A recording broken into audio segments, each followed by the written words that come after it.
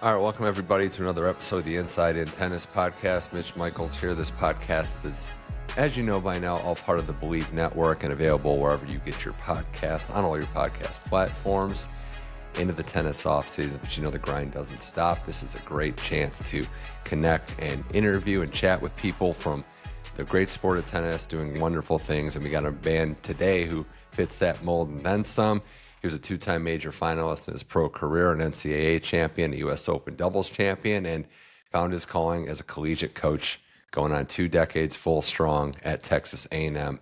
Joining the show now, coach of the men's team for the Aggies, Steve Denton. Steve, welcome to the program. Thanks, Mitch. Appreciate being here. Yeah, it's always an interesting time, right? And I wanted to ask you in terms of your tennis roles and the schedule change in particular. Much was made about the individual championships that we just completed on the men's side recently as we record this. They're in the fall now, competing over the winter for championships. You'll have the team competition in the spring. Does that change anything about your day-to-day and how you structure your season at all, that it's split now, team in the spring and the individuals in the winter? I think so. I think part of it is that I had used the fall season in previous years more for development, to be able to work with guys on specific things in their game to kind of help them to be more complete players. And I think with the championship being in the fall, I have less time to do those types of things because obviously you want to be up and running when the springtime comes around for the team season, but there's a bit more, there's less time now to be able to focus on that and trying to help guys get to where they want to go, because we have this fall championship now that is at the basically right before Thanksgiving. Yeah, it seems like there's, I don't want to say more pressure, but there's a lot of pressure for players to lock in early. Talking to some coaches, they've said, look, we've got the top of the top players that have different goals and they have to, hit certain marks maybe more than others. So I think, especially when you're a coach like yourself, I mentioned it, 2 decades, Steve, you've been involved at this level. It might be a little harder to rewire some things when you're used to your routines as other athletes and coaches are. Well, you do, but one of the things that's happened for us is you just have to be flexible. Um, the ability to make some changes. I go back to COVID. We had to make big changes there. Mhm. Um, we had to think about different scheduling. We got to add another year to our athletes because they got an Yeah, additional year. Some of those types of things. Then you had the advent of the transfer portal. yeah. Before, I would put guys in our academy for a couple of years, as it were, and Hmm. try to help them to get to be better players so that they would really be able to play for me that last 2 years. With the Hmm. advent of the portal, I feel like Yeah.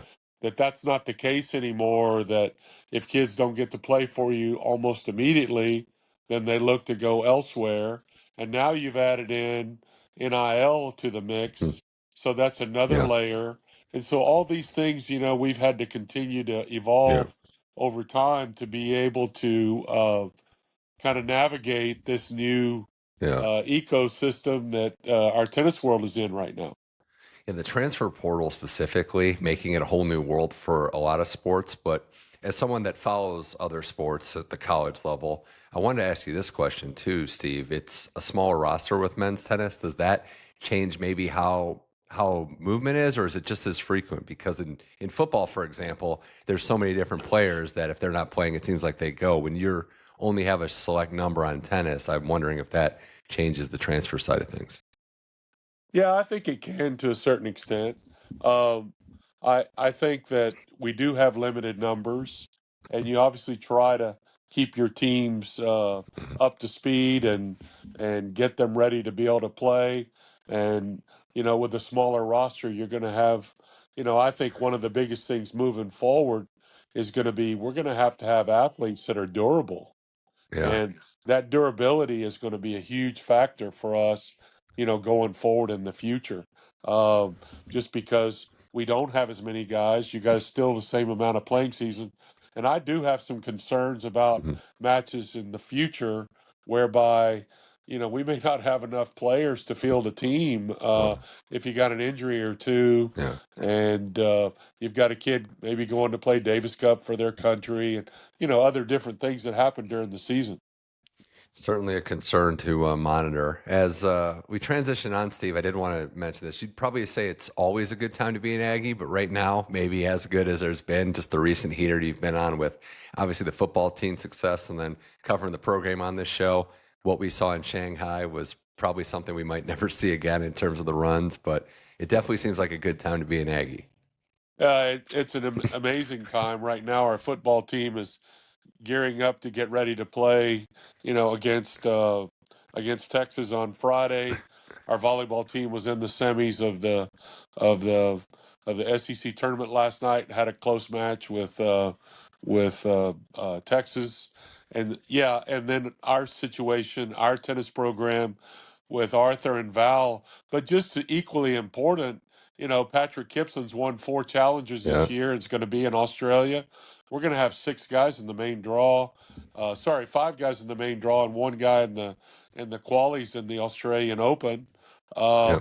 and just as equally that I'm equally happy about is young Rafael Perot played for us in 24, and he won 3 futures in a row and has won 4 this year. And Yeah. so all of our guys are beginning to really get out there and play at a high level, and it's great to see their continued success on tour. And obviously, that is great for our current program as well. That we kind of have, I Yeah. guess, a formula to be able to help young players maybe go play. Yeah, what do you think the special sauce is? The reason why, and all those players, there's more we can mention with like Austin Krajicek and Aviv as well. Like, there's just a lot of players that have come through as quality players and have worked relentlessly to get the most out of their pro games. What do you think the secret is? Is it a way you guys operate? Is it advice, or is it just teaching and transfer? I think it's a combination. I think we operate as if we're going to try to help young players. We try to play at the next level. Uh, we uh, in working with them, obviously you play the long game a little bit more with them. In order to be an all court player, I think that takes longer to develop that. And the all court player means you can play singles and doubles, that you can handle the mid court of the court as well as, being able to attack and finish at the net with volleys and overheads. And that just takes longer to develop, in my opinion. The physicality of our fitness program, uh, allowing players to go out and play pro tournaments and test the waters. All those things are I think reasons why.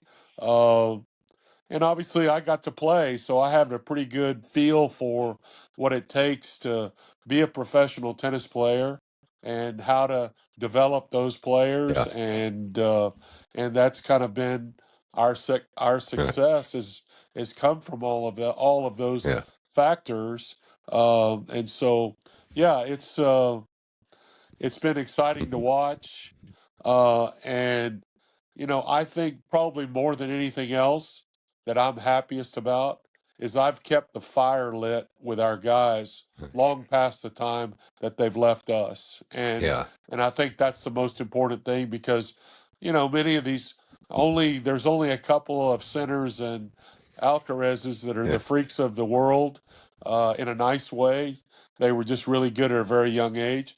yeah, Most players have to go the blue collar route, hmm, much like I did as a player. hmm, I would have starved had I tried to go out and play when I was 18 years old. I just wasn't yeah, ready physically, mentally, spiritually, every way. yeah, And I felt like that by hmm, staying in college, being there for a few years, finishing yeah, up at 22, I still had ample time to be able to go play the tour right, many years still. And there was not a big rush. And so, yeah, because of that, if there's not that big rush, mhm. then you can kind of take your time and not skip any steps along the way in order to help develop players. Yeah, a lot of great insight into there, especially, you mentioned your resume. There's a lot of hardworking men and women, as you know, who coach college tennis, but having the resume you do, the players will respect it and will ask you questions and really lean on that insight. So I think it's great to have that at your disposal, and a lot in there too. Like you mentioned the maturity factor mentally and physically. How much of that with what you've seen where Steve, you might come across players that are gifted, but college is needed for the other side, for just growing up a little bit and knowing what it really takes to commit to something at this level. Yeah, I can go back, and many of our players that we had the first year or two that they were with us, I could say without equivocation that they were not professional yet. And yet, as the as we continue to work with them and kind of give them kind of a blueprint of what should look like, Yeah. then they began to mature and get a lot better, obviously gaining confidence and momentum in their games.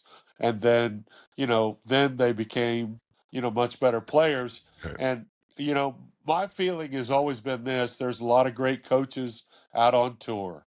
And if a player has, let's call it 3 or 4 holes in his game that have to be filled up before he Mhm. goes to play, what better way to do that in a less pressure cook situation in college? Because when you step out on the tour, the best players in the world have some of the best coaches, and they're going to know how to play you in a very short period of time. So you better go out there equipped to handle Mhm. the rigors of the tour and be prepared to Mhm. be able to withstand that good coaching that you're going to Yeah. have out there. And Right. so you've got to do your work and your plan, all that in advance, so that when you do go out there, you can kind of hit the ground running. Absolutely. And then when you're talking about players, Steve, the program has just done phenomenal work, the names I mentioned earlier. But does it start with recruiting? Like, are you looking for something special in the recruits that goes beyond tennis? And you don't have to give examples, but have you been in situations where players just are great players, but they don't have something else you're looking for? Yeah, I mean, I've passed on some really great players before. Uh, some of it, I didn't think that probably they had what it took to try to play professional tennis. Others were, I didn't want to be their defense attorney for 4 years. Yeah. And so I passed on some Yeah. guys that I didn't feel like that were great for our culture. I took some guys that I thought had some humility and that were teachable and coachable. Mhm. And, for me, a couple things have to come into play. They have to be good athletes, because the game today, if you can't really move, you're at a real disadvantage in that regard. Yeah. You have to have great work ethic and love for the game and the passion for the game. And I mean, you've got to be able to handle adversity and problem solve and all those kinds of things. And if you have all those things and you have the desire to really go out and play, uh, and you want to learn, then those are kinds of things that Mhm. I'm looking for in young players. The other thing is, if a player comes in, for example, and let's say that they have a really messed up forehand. Mhm. Well, at age 18 or 19, yes, you can make those adjustments in their game, but you try to pick players that you can put band-aids on their swings and on those types of things, as Mhm. opposed to doing major surgery. Gotcha. And the major surgeries are more problematic. Obviously, they have to take a big step back sometimes to work on some of those things. They can't play tournaments. They lose a lot of momentum. Then, of course, is that kid tough enough mentally to be able to Mhm. deal with that for a while, to take the beatings that they're going to take for a while Mhm. before they take a step back to take 2 steps forward? Right. So all those things come into play, and when you look at those kinds of things, then it makes it a Yeah. pretty narrow focus on who you're looking for and what you're Right. looking for, and what kind of players you think will fit Mhm. in with your team. One of the things we've heard from many people involved in college tennis and pro tennis too, Steve, is just how deep the talent pool is now. As someone that played college tennis and has coached it for as long as you have, do you agree with that assessment that the depth of the game is just continuing to rise? Yeah, there are a lot of good players. I used to get, uh, it when you and I'll give the example. So if I get to the finals of the Australian Open, I get money, I get points and ranking, and I get some confidence out of the deal. If you come in second in recruiting, you get what the little boy shot at. I've Nothing. heard that before. Yeah, you may Yeah. get you may get some uh you may get a attaboy, or it builds a relationship maybe for the future, those types of things. You have an impact on a kid's life maybe in a short period of time. But yes, it makes a big difference, I think.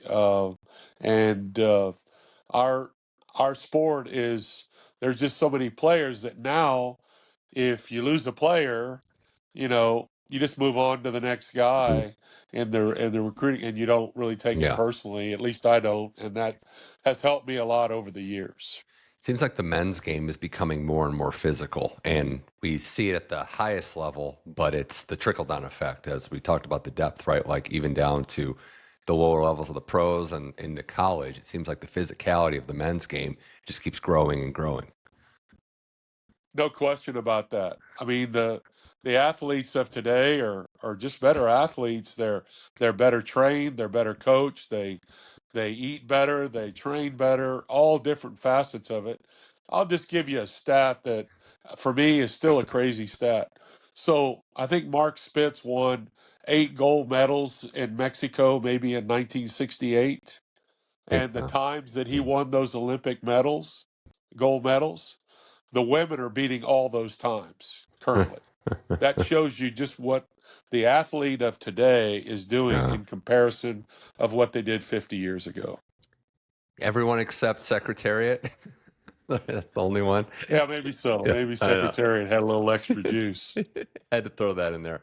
We got more with Yeah. Steve Denton here on the Inside in Tennis podcast, coach of the Texas A&M Aggies men's team, former two-time Aussie Open finalist, a accomplished player and coach in his own right. And yeah, Steve, the doubles side of it, you referenced that, right? How you put an emphasis on doubles to be able to be an all-court, all-purpose player in tennis. And we're also seeing that as a viable pathway for players to carve out great careers and long careers in pro tennis. How important is it to keep stressing doubles, not just for the players in your program at the time, but also, look, this can be a path to a professional living. Absolutely. Well, I can only attest for myself. As a player, I started well in doubles first, and then my singles kind of caught up. Uh, and it would be a shame if a former top doubles player in the world didn't have good doubles players out playing on the circuit, to be able to pass that on to them. But we have had some really good ones. And for me, I look at the doubles as an insurance policy, because if you can't make it as a singles player for whatever reason, there is that opportunity. Because objectively, the purpose of playing pro tennis is to go out and make money and make a living for your family. And we have probably, I don't know, now with Jackson and Austin, certainly millionaires, and Val and Arthur and Patrick on the way. We probably have 5 or 6 millionaires right now that are in our program, and some of them are winning quite a bit of money in doubles, and I kind of stress that with the guys, that this is a pathway to the tour. But also for me personally, I think it's important to help them to buy into being an all court player, because I think that being an all court player gives you more flexibility. You're playing X player, he's better than you off the ground, and he beats you 1-1 because he's just a little better than you at everything that you do. But if you throw in the mid court area, the volley area, the drawing other people in Yeah. area, all these types of other parts of the court, now all of a sudden that match is significantly different, and you have Yeah. plan B in order to try to figure out a way to win that match to get to the next round. You said something very interesting in there. I just want to go back to a player, and it shows you the margins of the game, right? A player can be a little better than you off the ground, and the score is 1-1. And I'm agreeing with you. That's how thin the margins can be in this sport. But having that versatility, and someone you mentioned too, Steve, Austin Krajicek, who's been on this show a few times, loved having him on here. Yeah, his ability to, like you said, pivot, he was able to work in doubles and carve out a career that's included a silver medal in the Olympics, being the Nadal and Alcaraz team and in Paris Right. recently. And someone that won the first, as part of that doubles team, won the first doubles title, first tennis title of any kind in Texas A&M history. He did. He and Jeff D'Adamo won at Stanford and won that NCAA championship. Jackson Withrow and Arthur Rinderknech lost in the finals to Red Lickey and Mackie McDonald at Tulsa. But yeah, we've had a couple, but you're right. They have gone on to carve themselves and Austin was number one in the world 2 years ago. And had Yeah. dreamed that would happen, it was real interesting. So Austin was probably in the 80 to 90 range in singles, Mhm. and he had a strong desire to continue to play singles. And I kept talking to him, and I kept talking to he and his dad about the possibility of considering at some point of kind of going the doubles route. Mhm. And it took me a while. It was a couple years. I mean, it was a Yeah. slow process, and he may have probably said that he may have almost stopped playing. Oh, And then, all of a sudden, he gets a new lease on life by getting in that doubles and then finding a good partner and they meshing well together. And yeah. the margins are so small in the doubles, especially with two sets and a tiebreaker for Mhm. the third and the Mhm. and the no ad scoring and all that. Yeah. The margins are razor sharp, and in order to be able to stay up there and play at that level, you've got to be on your Yeah. game all the time. And so, it's a testament to Yeah. him of Right. how hard he worked, but also that he did have some humility and said, you know what, Mhm. maybe this is another path for me. I'm not going to be stubborn. Mhm. I'm going to read the tea leaves and I'm going to go that direction. Obviously, paid big dividends for him. Sounds like in your position too, Steve, the coaching doesn't stop. Might change a little. The role might change a little, but it doesn't stop when they leave the program. You're still, would you consider yourself more of a resource, or if they reach out and they ask for advice, you're happy to provide it? But it seems like you don't stop coaching when the players leave the program. Well, I mean, I'm giving away some trade secrets possibly, but when I have players come play for me, it's a 20-year decision. It's Mm, not a 4-year decision. And these guys have me at their disposal, and I have helped guys on tour. I have been in their box and matches mhm, a lot of times. I watch a lot of their matches. I give them feedback, sometimes mhm. whether they want it or not, but I still give it to them, and know that they know I'm going to tell them the truth about their game and what they need to work on. I also help in scouting other opponents. I feel like I have a real good eye for those types of things for players, knowing my players and what they need to do to be successful against other players. So all those things I continue to do. Mhm. And, I watched all those matches, for example, in Shanghai, and I was talking to Arthur and Val, and I was in Austin's box when he won the Yeah. French, and lots of different times I've been out there as I have my duties as a college coach and recruiting. I'm at these same tournaments Right. where a lot of these players, with the junior tournament being the second week of these Mhm, slams, I'm there mhm, where our guys are and have the opportunity to mhm. continue to help them. And, you said this earlier. I think one of the big advantages that I may have still is that I have this, because I played, I have this instant credibility. So guys can trust me that what I'm going to tell them is going to Mhm. work and help them be successful. Yeah. And so that gives me an advantage, maybe that others don't necessarily Mhm. have, uh, because I have their ear and I've shown a path of Yeah. success. And so, they're willing to listen to that as they move forward in their careers. With Vacherot, were you were you as shocked, maybe less shocked, or not shocked at all that he produced that level? Because it wasn't just that he won where his ranking was, Steve. It was how he played. Yeah, I knew he was a very good player, and he had, in his situation, he had he had done the preparation for this in the year before. He had won 3 challengers in Thailand under those really extreme conditions of Yeah. heat and humidity, Hmm. and then he won one in India, and then he hurt himself at Wimbledon. Didn't know how to run on the grass, slips and falls last round of qualies, hurts his knee. So he's out for a while as a result of that. So he recovers from that, and then obviously gets his chance. It looks like he's not even gonna. They had gone over there to play challengers, uh, and he had gone over there as a maybe seventh or eighth alternate. Hmm. Hmm. So they had come early in preparation for all the challenges that were subsequent to Shanghai, and so he was there and he signed in, and then I think it was Nardi, maybe uh, somebody that was 6 or 7 ahead of him as an alternate pulled out, and he ended up getting in, which opened the door. And then he had played all those tournaments, then those tough conditions. He has a tough match with Vacherot'S, almost loses, 2 points away from losing Yeah. to Draxel next round uh, as well in the qualies. Then he gets in the main draw. And now, the chips are, I mean, he's playing Yeah. with house money and he starts beating all these guys. And one of the things about Val I always loved was that even when he played for me here, he went for his shots under pressure. He had no fear in going for the shots. In fact, some players will underhit when they get in those situations, and other players will overhit.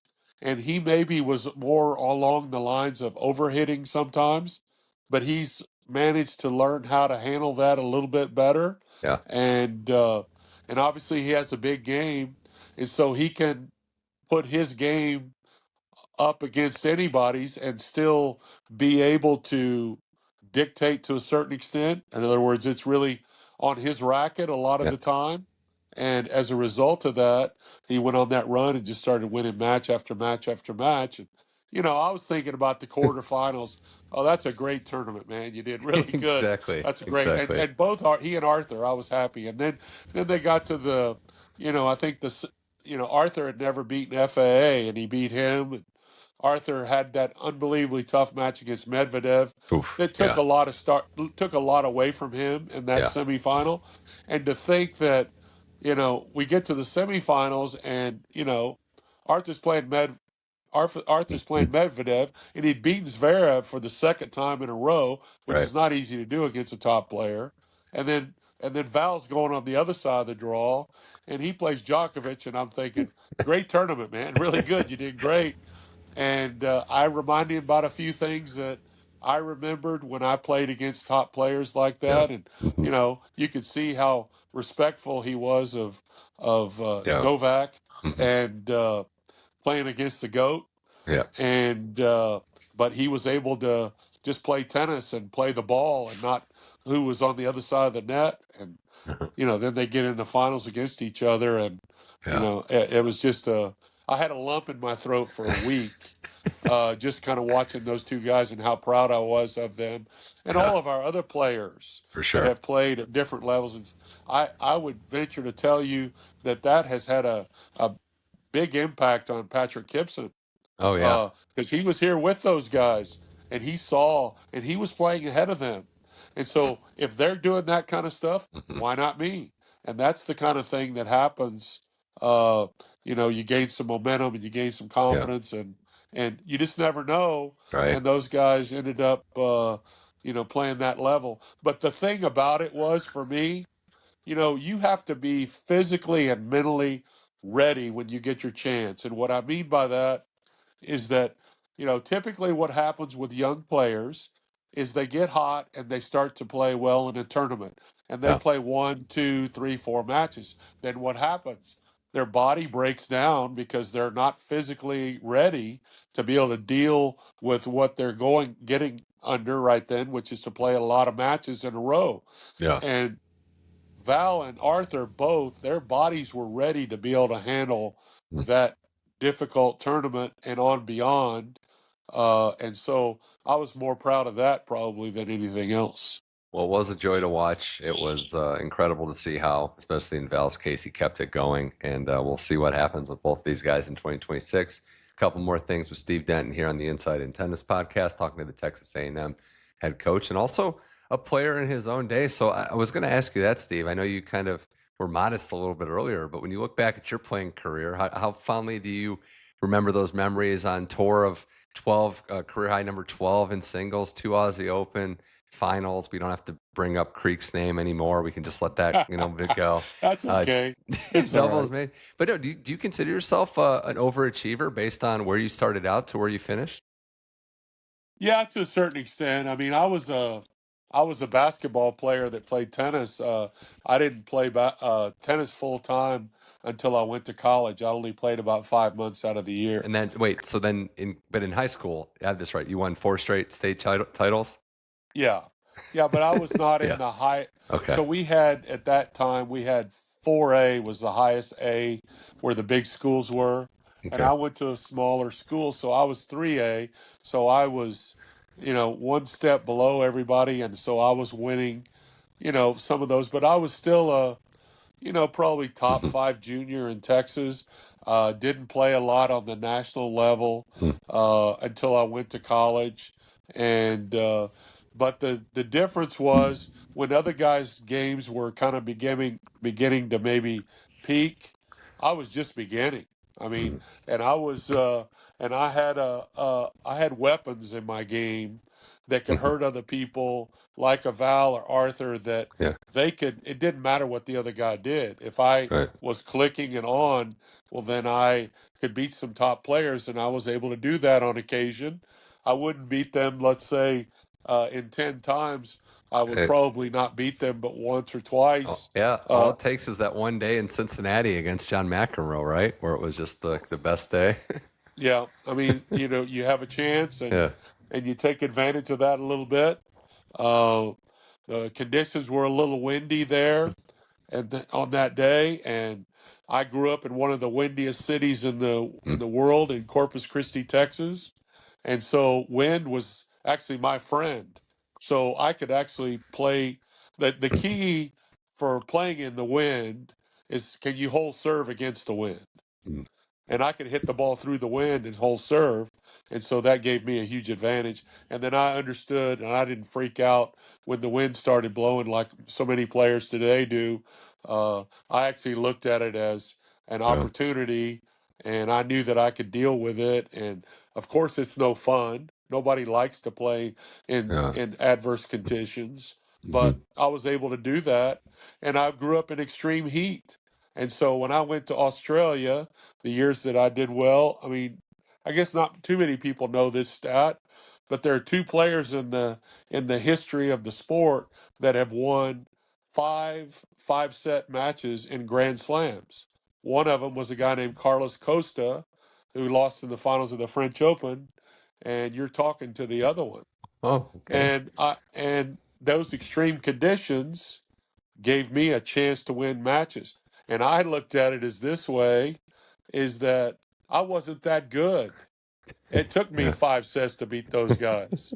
I didn't Yeah. get to beat them in 3 sets like most people did. Yours is more impressive than Paris. I'll say Australia is more impressive than Paris, five setters. I'll give you the I nod don't in the know. tiebreaker. I don't Yeah, know. Yeah, but remember Australia was on grass my day, and that's to true. play 5 sets on clay, That's true. that's a marathon. So I would probably give the edge to Carlos on that one. Well, it's interesting too in reading, you had the same, Kevin Curran yourself having the college connection and then to the pros and, US Open where you won the doubles there, but having that lengthy career and then finding your path afterwards. I'm always curious too, was it in your blood to be a coach? Was it something that just happened along the way? Because even before A&M, when you were at Texas A&M Corpus Christi, you strike me as a guy that builds programs. It's been your pecking order to kind of go somewhere and start a new history. And was that something, Steve, that was always in your blood? Yeah, I mean, I didn't really know what I was going to do. I mean, I was hoping to have a long, successful career on tour, and uh, and then one of the things I think needs to happen for a person is there is going to be life after, your Hmm. playing career. and you try to find your niche. And I started out and I worked with some juniors. I had one of the top juniors in the country early on. Uh, I went back to my roots and kind of began to coach there. And then I coached, like you said, at A&M Corpus Christi with really not many resources, and we got really good pretty fast. And then, of course, A&M came calling then. And when I started coaching the college tennis, I took a year or two to kind of really figure out what I wanted to do for the rest of my life after my pro tennis career.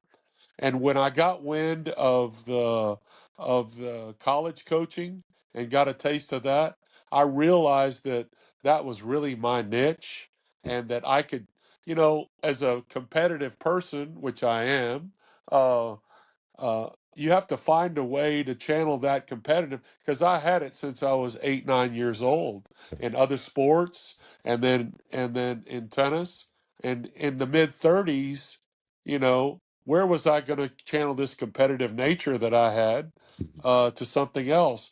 And it took a year or two to kind of figure what that was.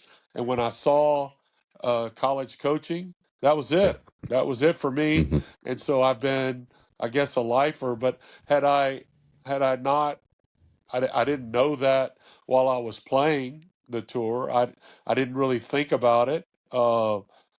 Maybe I should have, prepared a bit more for the future. Others have done a great job of doing that. I'll give you an example, like a VJ Amatraj. Yeah. VJ has had other things in his life that he, transitioned in, and he was working on those things while he was on tour, Hmm. and they did a good job of that. Maybe I didn't do as good a job of that at that time, but once I kind of realized what it was, well, then Yeah. I jumped in with both feet, and I feel like Yeah. that at age 69 now, and I just signed a new 5-year deal with A&M. I feel like that I'm hitting my stride. I'm still having impact on these young players' Hmm. lives, and being able to continue to help them, and it helps me to stay young. Hmm. Obviously, uh, keep that fire going Yeah. for me as well as for them, and because of that, it's been a great ride. That's for sure. Well, it seems like you're in the right section of the country, in the SEC, having those competitive matches. And I've been told to ask you about what it's like and what you state the case why there's nothing quite like a match day in College Station, because it's, the SEC tennis side of things has just been blowing up the last couple of years. I know you made the transition from the Big 12, but what's match day like in College Station? Well, we don't have professional sports here.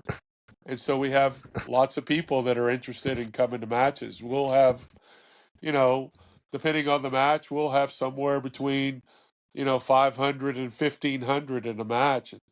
What I love about that is not only does it create a lot of energy, but it helps our players because they don't get stage fright when they go out and play in big arenas and Hmm. big venues as they progress in their career, because they've been used to playing in front of a lot of people. And our fans are it's a difficult place to play, no doubt about it.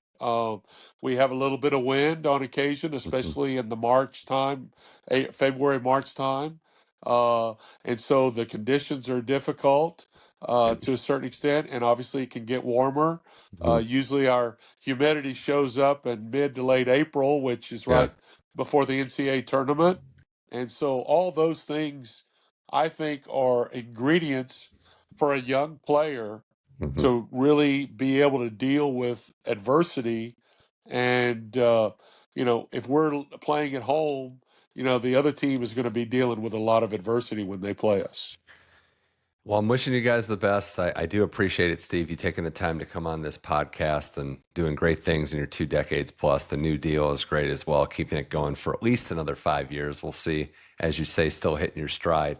The last question I have is like a bigger picture Texas A&M question, and I'm just curious from your perspective. Why do you think, whether it's the word haters or whatever, why do you think there might be a disdain for A&M on the outside? Why are there maybe some anti-A&M fans out there that aren't a fan of what the Aggies are doing? Well, I think part of it is that there are a lot of and I come from the outside as well, playing at Texas and being here now for over 20 years. Uh, I think probably there are those that are outside that look at A&M as kind of almost like a cult. Uh, that there's some traditions and some things that are done here uh, that maybe others outside are not as familiar with. Maybe they don't know it as well. We have a military presence here. Some people are anti-military. You know, we uh, we kind of have a small town type of mentality, and that a lot of the kids that come to school here, even though they're from the bigger cities, some of them come from rural areas, from farming and ranching communities. So I guess maybe some of those types of Mm. things are the reasons behind it. But it's a sleeping giant. I mean, Yeah. we have resources like no other. We have 108,000 in our football stadium and probably another 50,000 that are outside tailgating. Yeah.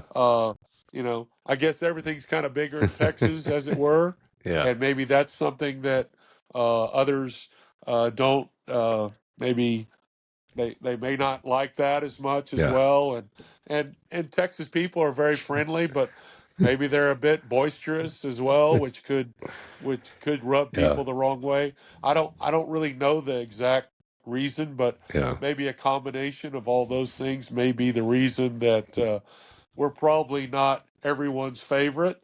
But I think also too, of any school or any and I'll give you the Dallas Cowboys, for example. Yep. I mean, they kind of created that America's team, which a lot of people thought Hmm. that was just complete and total arrogance Yeah. and didn't like it. And you either are for them or against them. And the great universities and sports Hmm. around, the ones that are good year after year. They're not liked by pretty very much anyone Yeah. else. So I guess you take it as a badge of honor. Yeah. If a lot of people don't like you, that just maybe means you're doing a lot right.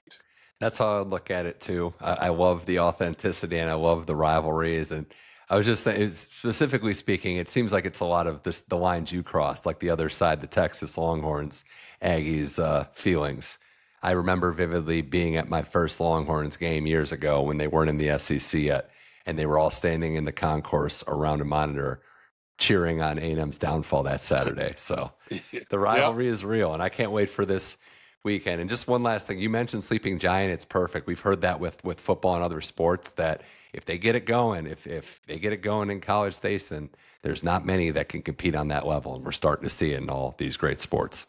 Yeah, we are. And Mike Elko is doing an amazing job. And obviously, Trev Alberts came to us from Nebraska as our leader, and both of them have signed Hmm.